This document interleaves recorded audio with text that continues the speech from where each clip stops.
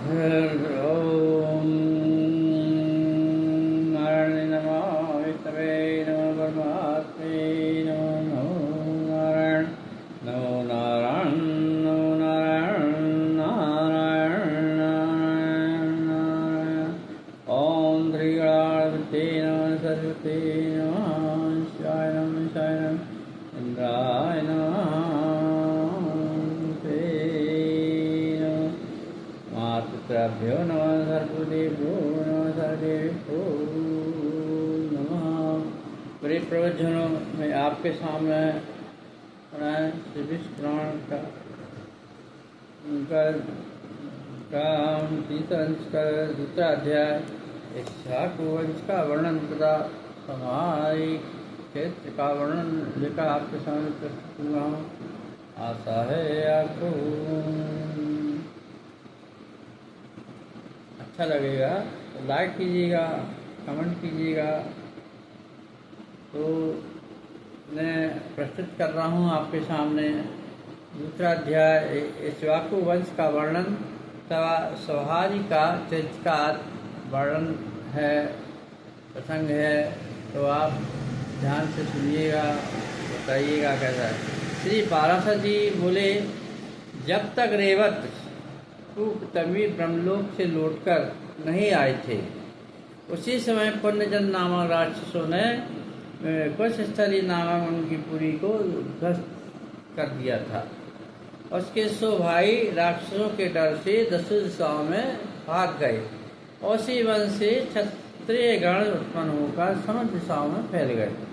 धृष्ट के वंश में धाष्टक नामक क्षत्रिय हुए और नाभाग के पुत्र अम्बरीश और अम्बरीश के पुत्र विरूप हुआ और विरूप से प्रसदक्ष का जन्म हुआ तथा उसके रथितर हुआ।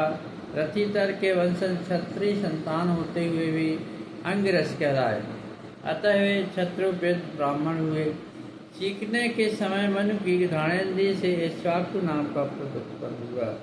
उसके 100 पुत्रों से भी कुछ ही निमि और दंड नामक 3 पुत्र प्रधान हुए तथा उनके शकुनी आदि 50 पुत्र उत्तरापथ के और शेष 48 दक्षिणापथ के शासक हुए। इक्ष्वाकु के अष्टात्रांत का आरंभ कर अपने पुत्र विभूषी को आज्ञा दी कि 7 के योग मास लाओ, और उसने बहुत अच्छा कह उनकी आज्ञा को स्वीकार किया और 10 बार लेकर वन में अनेकों मृगों का वध किया। किंतु अत्यंत थके और बहुत ही भूखा होने के कारण विभूषी ने उनमें से एक खरगोश को खा लिया और बचा हुआ मांस लाकर अपने पिता को वो निवेदन किया। उस मांस का प्रोक्षण करने के लिए प्रार्थना की जाने पर इक्ष्वाकु के कुल पुरोहित वशिष्ठ जी ने कहा, राजन, तुम्हारे पुत्र ने इसे अपवित्र कर दिया है, क्योंकि इसमें से एक खरगोश को खा लिया है। गुरु के इस प्रकार कहने की वजह से उसका नाम ससाद पड़ गया और पिता ने उसको त्याग दिया। पिता के मरने के अनंतर उसने इस पृथ्वी का धर्मशास्त्र शासन किया और ससाद के पुरंजय नामक पुत्र हुआ। पुरंजय भी यह एक दूसरा नाम पड़ा। पूर्व काल में त्रेता युग में एक बार अति भीषण देवासुर संग्राम हुआ। उसमें महाबलवान दैत्यगण से पराजित हुई देवताओं ने भगवान विष्णु की आराधना की। तब आदि अंत से असीम जगतपाला श्री नारायण ने देवताओं से प्रसन्न होकर कहा, आप लोगों को जो भी इच्छा है वह मैंने जान लिया है, उसके विषय में सुनिएगा। राजर्षि ससाद का जो पुरंजय नामक पुत्र है, उस क्षत्रिय सेठ के शरीर में मैं अंश मात्र से स्वयं अवतीर्ण होकर उन संपूर्ण दैत्यों का नाश करूंगा। अतः तुम लोग पुरंजय को दैत्यों के वध के लिए तैयार करो। यह सुनकर देवताओं ने विष्णु भगवान को प्रणाम किया और पुरंजय के पास जाकर उससे कहा, हे क्षत्रिय सेठ, हम लोग चाहते हैं कि अपने शत्रुओं का वध में प्रवृत्त हम लोगों की आप सहायता करें। हम अभ्यागत जनों का आप मान भंग न करें। और यह सुनकर पुरंजय ने कहा, ये जो भी श्लोक के नाथ सतक्रतु आप लोगों के इंद्र हैं। यदि मैं उनके कंधे पर चढ़कर आपके शत्रुओं का से युद्ध कर सकूं तो आप लोगों का सहायक हो सकता हूँ, ऐसा कहा उन्होंने। यह सुनकर सभी देवतागण इंद्र ने ठीक है ऐसे कहकर उनका कहना स्वीकार कर दिया। फिर वृषभ रूपधारी इंद्र की पीठ पर चढ़कर चराचर गुरु भगवान अच्युत के तेज से परिपूर्ण होकर राजा पुंजय ने रोषपूर्वक सभी दैत्यों को मार डाला। उस राजा ने बैल के कगुद कंधे पर बैठकर दैत्य सेना का वध किया था, अतः इसका नाम काकुतस्थ पड़ गया। काकुतस्थ की अनेना नामक पुत्र हुआ।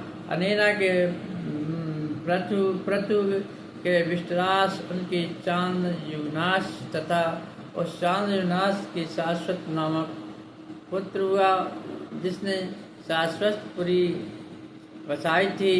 शाश्वत के बृहदक्ष तथा बृहदक्ष के कवलयास का जन्म हुआ, जिसने वैष्णव तेज से पूर्णता लाभ कर अपने किस सहस्त्र पुत्रों के साथ मिलकर महर्षि उदक के अपकारी धुंधु नामक दैत्य को मारा था। अतः उनका नाम धुंधकमार पड़ा। उनके सभी पुत्र धुंधु के मुख से निकले हुए निश्वास आमी से जलकर मर गए। उनमें से केवल दृढ़ास, चंद्रास और कपिलास ये तीन ही बचे थे। दृढ़ास से हरवश, हरवश से निकम और निकम से अमिताभ, अमिताभ से गृषाग, गृषाग से प्रसन्नजित और प्रसन्नजित से युवनाश का जन्म हुआ। युवनाश निसंतान होने के कारण खिन्नचित से मिश्रों के आश्रम में रहा करता था और उसके दुख से द्रवीभूत होकर दयालु मुनिजनों ने उसके पुत्र उत्पन्न होने के लिए यह ज्ञान स्थान किया। आधी रात के समय उस यज्ञ के समाप्त हो जाने पर मुनिजन मंत्र पूत जल का रात के समय मंत्र जल का कलश वेदी में रखकर हो गए।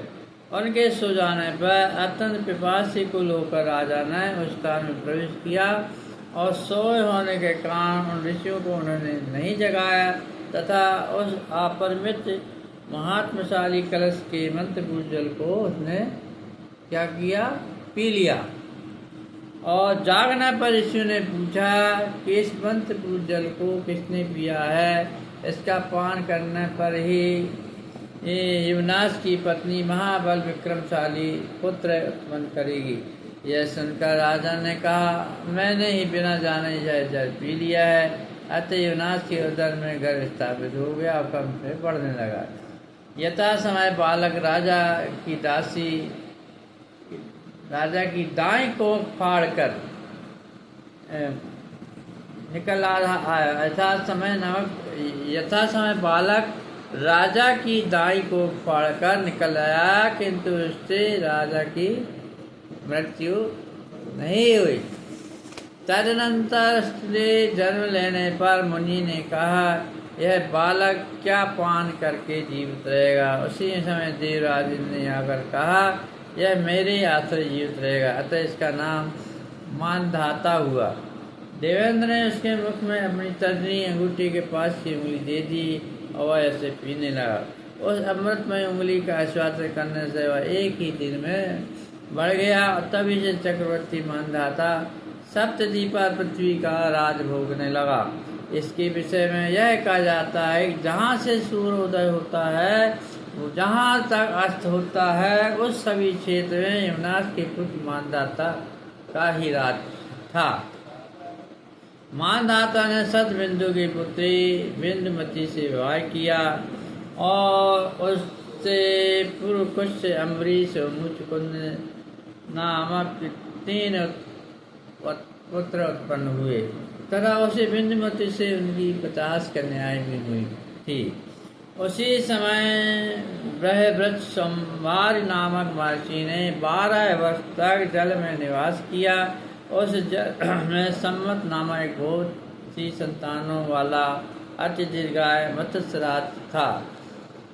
और उसके पुत्र पोत और जोहित आदि उसके आगे पीछे तरह इधर उधर पक्ष पुक्ष और सिर के ऊपर घूमते हुए अति आनंदित होकर रात दिन उसी के साथ खेला करते थे तथा वह भी अपनी संतान के सुकोमल स्पर्श से अत्यंत हास्ययुक्त होकर मनुष्यों के देखते देखते अपने पुत्र को दूत आदि सा अन्य क्रीड़ा करता रहता था। और इस प्रकार जल में स्थित सवार ऋषि ने एकाग्रता रूप समाधि को छोड़कर रात दिन उस मत्स्य राज की अपने पुत्र को द्वैत आदि के साथ अति रमणीक क्रीड़ा को देखकर विचार किया कि अहो यह धन है जो ऐसी अनस योनि में उत्पन्न होकर भी अपने इन पुत्र को द्वैत आदि के साथ निरंतर रमण करता रहता है और हमारे हृदय में डाय उत्पन्न करता है। हम भी इस प्रकार अपने पिताजी से अति ललित क्रियाएं करेंगे। ऐसी अभिलाषा करते हुए जल के भीतर से निकल आए और संतनाथ आश्रम में प्रवेश करने की कामना से कन्या ग्रहण करने के लिए राजा मानधाता के पास आए। मुनीश्वर का आगमन सुन राजा ने उठकर उनका आदर सत्कार किया और उनका भली प्रकार से पूजन किया। तदनंतर सवारी मुनि ने आसन ग्रहण करके राजा से कहा, हे राजन, मैं कन्या परिग्रह के का अभिलाषी हूँ, अतः तुम मुझे एक कन्या दो और मेरा प्रणय भंग मत करो। ककुत्स वंश में कार वंश आया हुआ कोई भी प्रार्थी पुरुष कभी खाली हाथ नहीं लौटता। हे मानदाता, पृथ्वी तल में और भी अनेक राजा लोग हैं, उनकी भी कन्याएं उत्पन्न हुई हैं, किंतु याचकों को मांगी हुई वस्तु दान देने के नियम में दंड प्रतीक तो यह तुम्हारा प्रशंसनीय कुल ही है। हे राजन, तुम्हारी 50 कन्याएं हैं, उनमें से तुम मुझे केवल एक ही कन्या दो। हे नरसेठ, मैं उस समय प्रार्थना भंग की आशंका से उत्पन्न अस्य दुख से भयभीत हो रहा हूँ।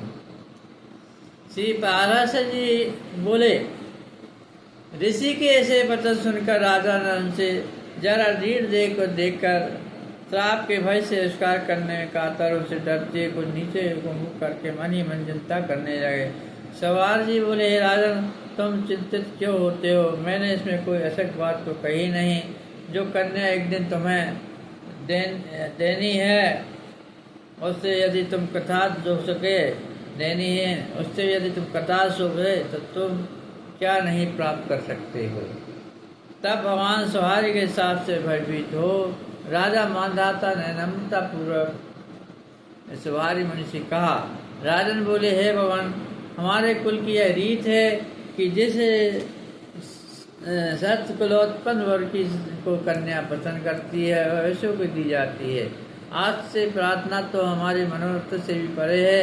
न जाने किस प्रकार यह उत्पन्न हुई है, ऐसे अवस्था में मैं नहीं जानता कि मैं क्या करूं। बस मुझे यही चिंता है कि महाराज मानधाता के ऐसे कहने पर मुनीश्वर सवार ने विचार किए मुझको टाल देने का यह एक और भी उपाय हो सकता है। यह बूढ़ा है, प्रौढ़ स्त्री इसे पसंद नहीं कर सकते, फिर कन्याओं की तो बात ही क्या है। ऐसा सोचकर राजा ने यह बात की। अच्छा, ऐसा ही सही में ऐसा ही उपाय करूँ। यह सोचकर उन्होंने मानदाता से कहा, यदि ऐसी बात है तो कन्या के अंतःपुर रक्षक नपुंसक को यहाँ मेरा प्रवेश कराने के लिए आज्ञा दो। यदि कोई कन्या ही मेरी इच्छा करेगी तो मैं स्त्री ग्रहण करूँगा, नहीं तो इस ढलती अवस्था में मुझे इस व्यस्त उद्योग का कोई प्रयोजन नहीं है। ऐसे कहकर वे मौन हो गए।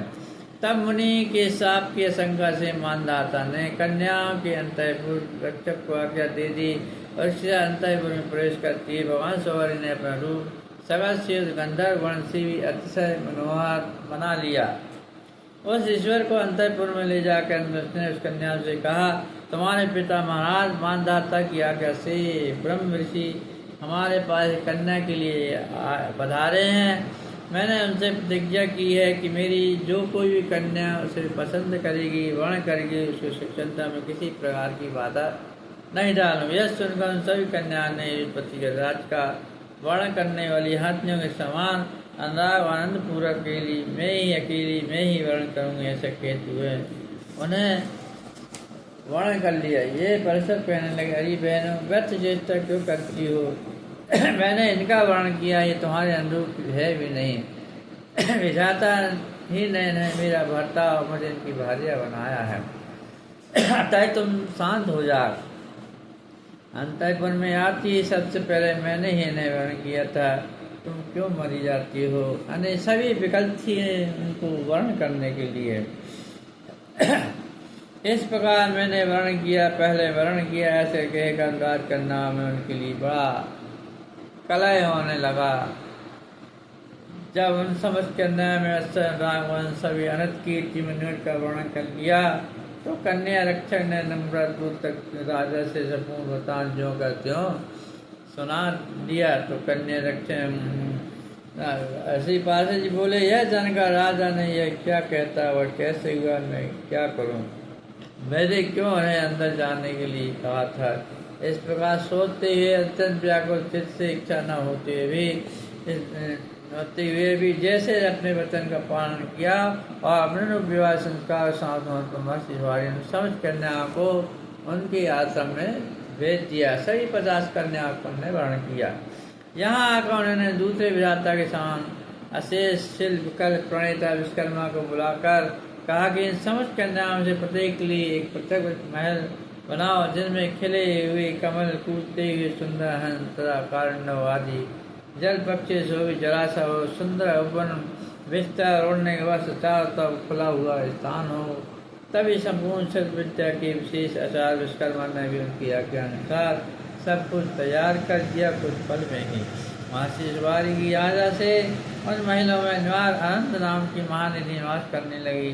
तब तो उन संपूर्ण महलों में नाना प्रकार के खाने योग्य भोजन चल प्रदा आदि सामग्रियों से राजकन्याएं आए हुए अतिथियों और अपने नगर वृत्तवर्गों को तर्क करने लगे। एक ही दिन में पुत्रों के स्नेह से आकृष्ट होकर राजा मानदाता है देखने के लिए आए कि अत्यंत दुखी हैं। सुखी महर्षि सवारी की आश्रम में निकट आज तो उन्होंने वहाँ अति रमणीय वन जलाशयों से युक्त स्फटिक शिला के महलों की पंक्ति देखी, जो फैलती हुई मधुर मालाओं से अत्यंत मनोहर मालूम हो रही थी। तरन से वे एक महल में जाकर अपनी कन्या का स्नेह पूर्वक अभिनंदन कर आसन में बैठे और फिर बढ़ती हुई प्रेम वचनों में नयनों में जल भर कर बोले, बेटी तुम लोग यहाँ सुखपूर्वक चित्त रह रही हो, तुम्हें किसी प्रकार का कष्ट तो नहीं है बेटी, तुम ले यहाँ सुखपूर्वक चित्त हो, किसी प्रकार कष्ट तो नहीं है। क्या तुम्हारे घर की तुम्हें याद नहीं आती है। पिता अपने बेटी से पूछता, क्योंकि पिता का प्यार बेटी के प्रति बहुत अधिक होता है। पिता के ऐसे कहने पर उस राजपुत्र ने कहा, पिताजी यह महल अति रमणीय है, ये बाग बगीचे बहुत ही मनोहर है, खिले हुए कमलों से भरे हुए इन जलाशयों में जल पक्षी गण सुंदर बोली बोलते रहते हैं। खाने में भोजन की कोई कमी नहीं है, हर विभिन्न प्रकार की खाद्य पदार्थ और वस्त्र कुशादी भोग तथा सुगमवा सनाशादी सभी हमारे मन के अनुकूल प्राप्त है। इस प्रकार हमारा गृहस्थ यदि सर्वसम्मति से संपन्न है, तरह अपने जन्मों की याद भला किसको नहीं आती है। आपकी कृपा से यदि वे सभी कुछ मंगलमय तो है, तब से मुझे बहुत ही दुख है कि हमारे पति महर्षि मेरे घर से कभी बाहर निकलते ही नहीं जाते हैं। अत्यंत प्रीति कारण केवल मेरे ही पास रहते हैं, मेरी अन्य बहनों के पास जाती नहीं। इस कारण से मेरी बहनें अति दुखी होंगी, यही मेरी अति दुख का कारण। उनके ऐसे कहने पर राजा ने दूसरे महल में जाकर अपनी कन्या का आलिंगन किया और आसन बैठने के अंदर से भी इसी प्रकार का प्रश्न पूछा और उन्हें भी इसी प्रकार का महाराज संपूर्ण भोगों के सुखों का वर्णन किया और कहा कि अत्यंत प्रीति का महर्षि केवल मेरे ही पास रहते हैं और किसी बहन के पास नहीं जाते हैं। इस प्रकार पूरा सुंदर आ रहा है। एक एक करके प्रत्येक महल में अपने बेटियों से मिलने गए और प्रत्येक कन्या से उसने इसी प्रकार का पूछा और सबने वैसा ही प्रश्नों का उत्तर दिया। अंत में आनंद और विस्मय के भार से व्युष्ट सिद्ध होकर उन्होंने एकांत में स्थित भगवान शिवार की पूजा करने के आनंद से कहा, भगवान आपकी ये कौन सी योग माया, कौन सी शक्ति, क्या महान प्रभाव देखा मैंने। इस प्रकार के महान विवाह और किसी को भी विलास करते हुए हमने नहीं देखा, तो यह सब आपकी तपस्या का ही फल है। इस भगवान का वर्णन कर कुछ काल तक उस मनोहर के साथ ही अभिमत भोग भोगते रहे, अंत में अपने नगर को चले गए। उस समय वास राजकन्याओं से समाज मुनि के 150 पुत्र हुए। इस पर दिन प्रतिदिन स्नेह का प्रसार होने से उनका हृदय भी अक्षय ममतामय हो गया। वो सोचने लगे, क्या मेरे से ये पुत्र मधुर बोली से बोलेंगे, अपने पाँव से चलेंगे, क्या ये अवस्था को प्राप्त होंगे? उस समय क्या मैं उन्हें सब पत्नी देख सकूंगा, या फिर क्या उनके पुत्र होंगे और मैं उन्हें अपने पुत्र पोतों से देखूंगा? इस प्रकार का कार्यक्रम से दिनों दिन बढ़ती हुई मनोरथों की अपेक्षा कर वह सोचने लगे, चिंतन करने लगे, अहो मेरे मोह का यह कैसा विस्तार हो रहा है। इन मनोरथ की तो हजारों लाखों वर्ष में भी समाप्त नहीं होने वाली है। यदि कुछ पूर्ण हो भी जाते हैं तो उनके स्थान पर नए मनोरथों की उत्पत्ति हो जाती है। मेरे पुत्र पैरों से चलने लगे, फिर जवान हुए, उनका ब्याह हुआ, संतानें हुई, फिर यही क्रम लगातार चलता रहेगा। किंतु भी मेरा विच्छेद पुत्रों के पुत्र जन्म को भी देखना चाहता है। यदि उनका जन्म भी मैंने देख लिया तो फिर मेरे चित्त में दूसरा मनोरथ उठेगा, और यदि पूरा होगा तो मनोरथ की उत्पत्ति होगी। मतलब ये मन का क्रम है, कभी समाप्त होने वाला नहीं। ये मन हमेशा असंतुष्ट रहता है। एक कामना पूरी होती, दूसरी कामना जन्म लेती है। ऐसा कोई छोर नहीं है। ये ऐसी बेल है जो बढ़ती ही जाती, कभी नष्ट नहीं होती है। इंसान मृत्यु को प्राप्त हो जाता है, परंतु इच्छाएं समाप्त नहीं होती हैं। इसीलिए इसमें बताया गया है कि उत्पत्ति कौन रोक सकता है। ऐसा मैंने अच्छी तरह से समझ लिया है। मृत्यु से पहले मनोरथ का अंत होना ही नहीं है, और जिस चित्त में मनोरथ की आसक्ति होती है वही कभी परमात्मा हो ही नहीं सकता है। मेरी यह समाधि जलवास के समय मत्स्य के संग से आकाशवास नष्ट हो गई। सोच रहे हैं, विचार रहे हैं क्या होगा, और उस संग के कारण ही मैंने स्त्री और धन आदि का परिग्रह किया, और परिग्रह के कारण ही अब मेरी तृष्णा बढ़ती जा रही है। एक शरीर को ग्रहण करना ही महान दुख होता है। मैंने तो इन राजकन्याओं का परिग्रहण करके उसे 50 गुना कर दिया है तथा अनेक आदि पुत्रों के कारण अब यह बहुत बढ़ गया है। अब आगे भी पुत्रों के उनके पुत्रों से और पुनः विवाह संबंध करने जाए और भी बढ़ेगा। यह ममता रूप विवाह संबंध अवश्य बड़ी दुख के कारण होते हैं। जलाशय में रहकर मैंने जो तपस्या की थी उसका फल हुआ संपत्ति तपस्या की बाधक है। मत्स्य के संग से मेरे चित्त में जो पुत्र आदि का राग उत्पन्न हुआ उसने मुझे ठग लिया है। मैं माया के वशीभूत हो गया हूँ। निसंगता ही यतियों को युक्त देने वाली संपूर्ण दोष संग से ही उत्पन्न होते हैं। संग के कारण तो योगारूढ़ यति भी पतित हो जाते हैं। फिर मंदगति मनुष्यों की बात ही क्या है। परिग्रह रूपी ग्राह्य ने मेरी बुद्धि को पकड़ा हुआ है। अब मैं ऐसा उपाय करूँगा जिससे ये दोषों से मुक्त होकर फिर अपने कुटुंबियों के दुख से दुखी न हो पाऊँ। अब मैं सबके विधाता अचल रूप अणु से भी अणु सबसे महान सत्य तब से उत्तर ईश्वरों के भीतर भगवान विष्णु की मैं तपस्या करूँगा, उनकी आराधना करूँगा। उन संपूर्ण तेजोमय सत्सु अव्यक्त वृष्टि शरीर अंत से विष्णु भगवान में मेरा दोष चित्त सदा निश्चित रहे, जिससे मुझे फिर जन्म ना लेना पड़े। जिस सत्सु अमल अनंत सर्वेश्वर आदि मर्त शून्य पृथक कुछ भी नहीं, गुरु जन्म के भी परम गुरु भगवान विष्णु की मैं शरण लेता हूँ। श्री पराशर जी बोले, इस प्रकार मन सोचकर सवादि मुनि पुनः ग्रह आसन परिषद संपूर्ण पदार्थों को छोड़कर अपने समस्त स्त्रियों के शरीर वन में चले गए, और वहाँ वानप्रस्थों के योग समझ क्रियाकलाप का अनुष्ठान करते हुए संपूर्ण पापों का क्षय हो जाने पर तथा मनोवृत्ति की राग दोष हो जाने पर देश पर आह्वानादेव अग्नियों को अपने में स्थापित कर परम सन्यासी हो गए, और फिर भगवान में आसक्त हो संपूर्ण कलाप का त्याग कर प्रमाण प्राण पुरुषों से अच्युत पर मोक्ष को प्राप्त किया, जो अजन्मा अनादि अनाशी विकार मणादि धर्मों से रहे इंद्रादि से अतीत तथा अनंत है। इस प्रकार मानधाता की कन्याओं के संबंध में मैंने इस चरित्र का वर्णन किया। जो कोई इस सवारी चरित्र का स्मरण करता है अतः पढ़ता पढ़ाता है, सुनता सुनाता है, धारण करता कराता है, लिखता लिखवाता है, सीखता सिखाता है अतः उपदेश करता है, उसके 6 जन्मों की दुष्शक्ति असत्य वाणी अथवा मन की कुमार प्रति किसी भी पदार्थों में ममता नहीं होती है। इस प्रकार श्री विष्णु पुराण की चतुर्दश की दूसरा अध्याय का सार। नारायण नारायण नारायण। तो मेरे भक्तजनों, एक कामना जो होती है हमें ठग लेती है, ईश्वर से दूर कर देती है। हम ईश्वर के पास नहीं पहुंच सकते। यदि हम किसी चीज़ की कामना करते हैं, उस कामना की पूर्ति करने की हम प्रगतिशील रहते हैं। एक कामना पूरी होती है, एक मनोरथ पूरी होती है, उस मनोरथ पूरी होने के बाद दूसरी मनोरथ का जन्म हो जाता है। इसी तरह कम चलता रहता, हम उस जाल में फंसते चले जाते हैं और ईश्वर से हमारा जो प्रेम था वो कम होता जाता है और धीरे धीरे शांत हो जाता है। इसलिए हमें किसी प्रलोभन में नहीं पड़ना चाहिए, लालच में, कामना में, मनोरथ में नहीं पड़ना चाहिए। हमें संतुष्टि धारण करती है। हमें ईश्वर की आराधना करना चाहिए, ईश्वर को याद करना चाहिए। अगर हम ईश्वर को याद करते हैं, पल पल याद करते हैं, उन्हीं के याद में डूबे रहते हैं, तो हमारा ये जीवन सफल हो जाता है।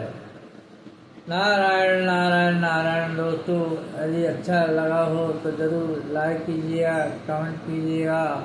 श्रीमन्नारायण नारायण नारायण, श्रीमन्नारायण नारायण नारायण, भजमन्नारायण नारायण नारायण, भजमन्नारायण नारायण नारायण, नारायण नारायण नारायण, भजमन्नारायण नारायण, हरमन्नारायण नारायण नारायण, भजमन्नारायण नारायण।